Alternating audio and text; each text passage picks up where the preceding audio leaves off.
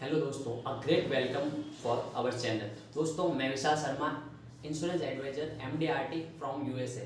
दोस्तों, यह एक ऐसा चैनल है जिसमें अगर आप एक इंश्योरेंस एडवाइज़र हैं या एक फाइनेंशियल कंसल्टेंट है और आपने अभी अभी इंश्योरेंस फील्ड को ज्वाइन किया है, लाइफ इंश्योरेंस फील्ड को ज्वाइन किया है, तो ये चैनल आप ही के लिए है दोस्तों। तो आज का ये वीडियो भी आप ही के लिए है। यानी कि अगर आप इंश्योरेंस एडवाइज़र हैं या बनना चाहते हैं तो आप इस चैनल को सब्सक्राइब करके हमारे द्वारा बहुत सारी ज़रूरी जानकारी आप हासिल कर सकते हैं। दोस्तों, आपने देखा होगा कि अगर आप एक लाइफ इंश्योरेंस एडवाइज़र है तो आप किसी ना किसी के माध्यम से इस फील्ड में आए हैं, या अपनी रुचि से आए हैं, या फिर डेवलपमेंट ऑफिसर के या किसी अन्य के कहने से आप इस फील्ड में आए हैं। लेकिन होता क्या है दोस्तों, हम विदाउट एनी बेसिक नॉलेज इस फील्ड में उतरते हैं और फिर हम कस्टमर को कई अच्छे सारे प्लान जो होते हैं हम उनको सही से नहीं बता पाते हैं, या उसका पूरा नॉलेज हमें नहीं होता है तो हम उनको कन्विंस नहीं कर पाते हैं। तो इस वजह से हम इस फील्ड में सक्सेस ना होके जल्दी ही बाहर निकल जाते हैं। दोस्तों, इस फील्ड में ऐसी कोई कमी नहीं है। ये बहुत ही अच्छा और बहुत ही शानदार सुनहरा अवसर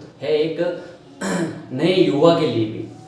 तो आप इस फील्ड में कुछ बेसिक नॉलेज के साथ उतरिए, पहले कुछ आप हासिल कीजिए, आप कुछ सीखिए, फिर आप इस फील्ड में उतरिए, तो आपका काम बहुत ही अच्छा चलने वाला है दोस्तों। तो इस चैनल को सब्सक्राइब करके आप अपने बेसिक नॉलेज को, लाइफ इंश्योरेंस के फील्ड के बेसिक नॉलेज को बढ़ा सकते हैं और तरक्की हासिल कर सकते हैं। तो विदाउट वेस्टिंग एनी टाइम, चलिए शुरू करते हैं आज के हमारे इस वीडियो को। Let's begin the video. तो शुरू करते हैं आज इस वीडियो को और हम चर्चा करेंगे लाइफ इंश्योरेंस से संबंधित कुछ। आज के वीडियो में हम 10 पॉइंट्स जो हैं, 10 शब्द जो हैं उनको हम कवर करेंगे। इसमें से दोस्तों पहला ही वर्ड है वह है बीमा। यानी अपन लाइफ इंश्योरेंस की बात कर रहे हैं। लाइफ यानी जीवन और इंश्योरेंस यानी बीमा। बीमा यानी बीमा होता क्या है दोस्तों? बीमा के प्रकार अलग अलग हैं, हम आने वाले कुछ वीडियो में समझेंगे। लेकिन इस वीडियो में हम केवल इतनी बात करेंगे कि बीमा क्या होता है, यानी इंश्योरेंस क्या होता है। बीमा दोस्तों दो पक्षकारों के बीच एक तरह का अनुबंध, कॉन्ट्रैक्ट या सुविधा होती है, जिसमें एक तो होती है बीमा कंपनी और एक होता है कस्टमर। यहाँ ए का मतलब है बीमा कंपनी और सी का मतलब है कस्टमर या बीमा धारक। दोस्तों, इनके बीच एक तरह का कॉन्ट्रैक्ट होता है कि अगर किसी व्यक्ति द्वारा किसी प्रकार की पॉलिसी ली जाती है और वह जितनी राशि का, यानी सम एश्योर्ड जिसको बोलते हैं, हम आगे उसको भी कवर करेंगे, जितनी राशि का उसको वो बीमा लेता है और आने वाले समय में कोई अनिश्चितकालीन घटना हो जाती है तो उसकी क्षतिपूर्ति का दावा जो है वह कस्टमर कंपनी के साथ करता है, कंपनी को करता है और उसकी राशि को कंपनी वहन करती है। तो इस प्रकार का जो ये कॉम्बिनेशन है इसको हम बीमा बोलते हैं। कस्टमर का कंपनी के साथ एक तरह का अनुबंध ही बीमा कहलाता है। दोस्तों, अगला वर्ड है बीमा करता। बीमा करता यानी दोस्तों जो पक्षकार बीमा करता है, यानी कंपनी। यहाँ सीधा सा वर्ड है कंपनी। कंपनी कोई भी हमने सुना है जैसे लाइफ इंश्योरेंस LIC है और भी कई प्राइवेट कंपनियां हैं, तो वह कंपनी बीमा करता होती है। तीसरा जो वर्ड है वह है अभिकर्ता। कंपनी के अंदर कुछ एजेंट्स काम करते हैं, उनको हम हिंदी में एजेंट्स को अभिकर्ता कहते हैं। तो तीसरा वर्ड जो है वह है अभिकर्ता।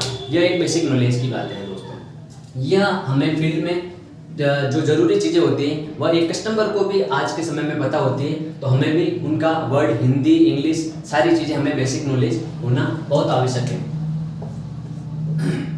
चौथा हमारा वर्ड जो है वह है बीमा धन यानी सम एश्योर्ड। दोस्तों, जितने रुपए, जितने लाख की पॉलिसी ली जाती है उसको सम एश्योर्ड यानी बीमा धन कहते हैं। वह अलग अलग प्लान में मिनिमम से मैक्सिमम अलग अलग होती है, 2 लाख, 5 लाख, 10 लाख। यानी कि कभी भी कोई क्षतिपूर्ति होती है तो कम से कम उतना अमाउंट तो सम एश्योर्ड बीमा धन तो उस पॉलिसी धारक के परिवार को मिलेगा ही मिलेगा।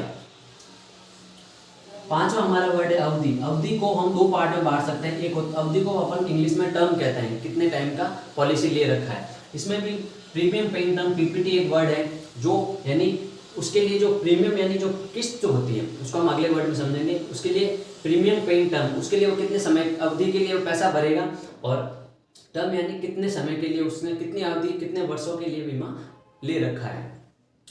कुछ प्लान ऐसे होते हैं कम टाइम के लिए भी प्रीमियम पे करके अच्छा खासा समय तक, अच्छे समय तक, लंबे समय तक हमें कवर मिलता है।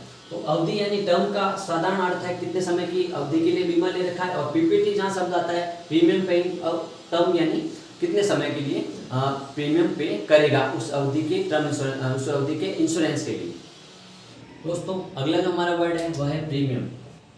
प्रीमियम यानी किस्त, इसको हम किस्त के नाम से भी जानते हैं। दोस्तों, प्रीमियम यानी जिस सम एश्योर्ड के लिए जितनी लाख की पॉलिसी हमने ले रखी है, जितना बीमा धन हमने ले रखा है, उसके एवज में हम कितने कितने पार्ट में हम जो प्रीमियम पे करते हैं, हम जो किस्त देते हैं बीमा करता है यानी कंपनी को, उसे हम प्रीमियम यानी उसके जो पॉलिसी हमने ले रखी है उस बीमा धन, उस बड़ी राशि के लिए हम छोटे छोटे अमाउंट में इंस्टॉलमेंट में जो पैसा पे करते हैं देते हैं, उसको हम प्रीमियम के नाम से जाना जाता है। और प्रीमियम को साथ में बताता चलो दोस्तों कि प्रीमियम में 4 मोड होते हैं। किसी भी लाइफ इंश्योरेंस पॉलिसी के प्रीमियम के लिए 4 मोड में एक कस्टमर यानी पॉलिसी होल्डर जो होता है वह प्रीमियम पे कर सकता है। पहला मोड जो होता है वह होता है मंथली मोड। मंथली मोड यानी 1 माह का, 1 मंथ के लिए जो मोड होता है उसमें हम नेक्स्ट मोड भी ले सकते हैं। जो सैलरी पर्सन होते हैं, जो गवर्नमेंट सर्वेंट होते हैं, वो सैलरी सेविंग मोड में मंथली मोड ले सकते हैं, वो 1 माह वाला मोड। फिर होता है 3 माह के लिए यानी क्वार्टरली मोड। तीसरा मोड होता है दोस्तों 6 माह का, 6 मंथ से जो पे करते हैं वह होता है हाफ ईयरली मोड। और एक मोड होता है 12 मंथ, जिसको हम कहते हैं YLY यानी 12 माह यानी 12 मंथ के बाद किस्त यानी प्रीमियम पे करने का मोड।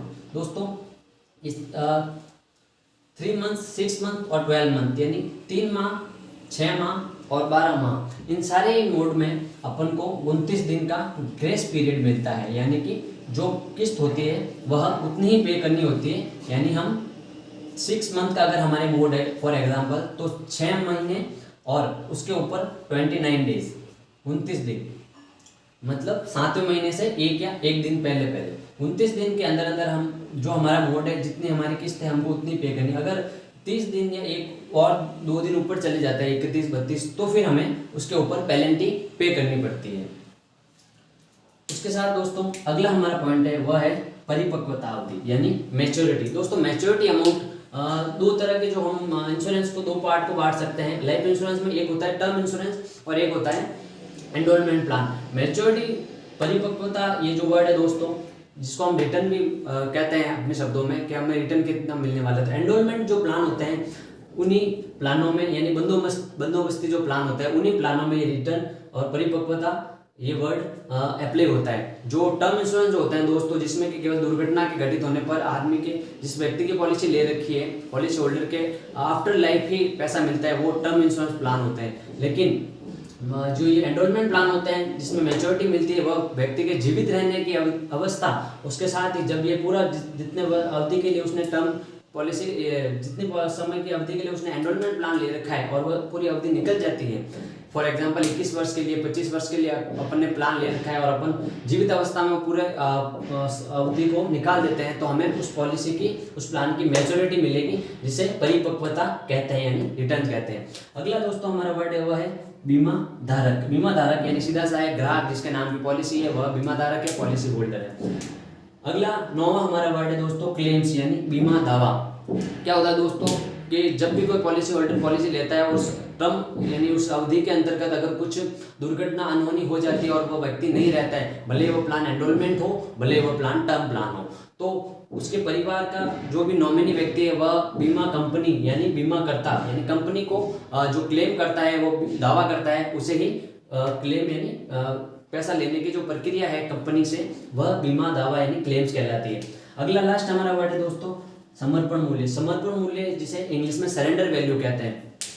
माना दोस्तों हमने अगर कोई पॉलिसी ले रखी है, जो हमने एक अनुबंध किया है कंपनी के साथ, संविदा की है कि हम 25 साल की कोई पॉलिसी लेते हैं, उसके लिए हम प्रीमियम पे करेंगे, और हम पे करते करते हमें ऐसी कुछ स्थिति बन जाती है, फाइनेंशियल क्राइसिस कोई हो जाता है, तो हमें पैसे की नीड होती है, तो अभी जो वर्तमान समय चल रहा है सरेंडर वैल्यू, पैसे वापस लेने की अवधि, अगर उस कॉन्ट्रैक्ट को खत्म करके उस पॉलिसी से बाहर आना, उसे ही सरेंडर वैल्यू यानी समर्पण मूल्य कहते हैं। तो कंपनी हमें जो वैल्यू देगी वही समर्पण वैल्यू यानी सरेंडर वैल्यू कहलाएगी, समर्पण मूल्य कहलाएगा। वह एक निश्चित वैल्यू जो डिक्लेयर होती है वही मिलती है। जैसे हमने अगर लमसम 100 रुपीज़ पे किया तो उसके फॉर एग्जाम्पल तो 65-70% लमसम वैल्यू हमें रिटर्न मिलती है।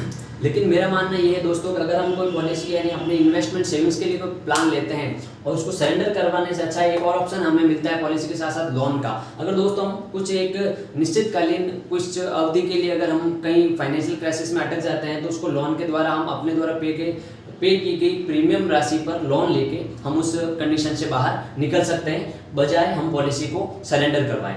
तो दोस्तों आज के ये बेसिक नॉलेज वाले पॉइंट्स थे, हमने इसको कवर किया। अगर आपको अच्छे लगे हो तो प्लीज़ लाइक करें वीडियो को और इस चैनल को सब्सक्राइब करें। आने वाले कुछ वीडियो में आपको और ज़रूरी सूचनाएं जो हमारे इस फील्ड में काम आने वाली है, क्योंकि मैं खुद एक इसी फील्ड से संबंध रखता हूँ। तो MDRT भी हो चुका है, तो मैं चाहता हूँ कि इस नॉलेज को जल्द से जल्द आगे बढ़ाएं। क्योंकि दोस्तों मेरा मानना ये है कि ज्ञान जो होता है वो सरस्वती का एक खजाना जो होता है वो बांटने के लिए होता है और बांटने से ही बढ़ता है।